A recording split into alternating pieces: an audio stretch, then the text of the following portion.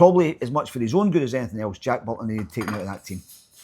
And he saw it again on Saturday. That first goal is just straight through him. And that's not what was happening with Jack Butland a season and a half ago. He was stopping them with his eyes shut.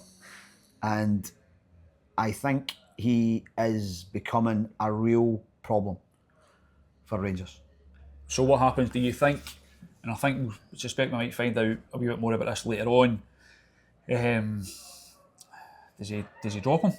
Well, that's the thing. I'm probably 60-40 right now. I think Liam Kelly will play. Yeah, I think you could be right as well. But then there's a massive decision for a caretaker manager to make when this is the season. This is the season here. This is the end of the season if they get knocked out by Bilbao. So if you have the confidence in Liam Kelly, then go for it.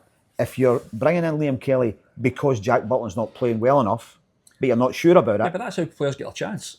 Goalkeepers are a different breed, Robert. Yeah, you know that. Ultimately, that's how one player gets a chance ahead of another player. When another player who's in the team isn't performing. Jack Butland has not been performing, albeit, listen, his penalty saves in the last round got Rangers effectively too. Mm-hmm. But who's to say Liam Kelly wouldn't have made those saves? Yeah.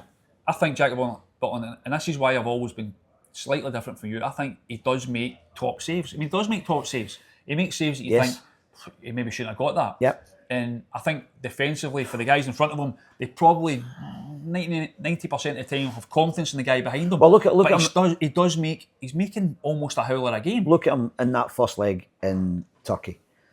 He's come out and stuck a head on Robin Proper and put him out of the game. He's then should really do better on their goal. But then in the last minute of the game at 3-1, he makes an absolutely phenomenal save down to his right hand. So you're right. He's still a guy who can make great saves, but it's a bit like it's the same conversation you'd have about Cyril Dessers. Cyril Dessers sometimes will put the ball in and then you'll say, my God, that guy's 40 million quid. Yeah. And then other times you look at him and say, no, he's 40 pence.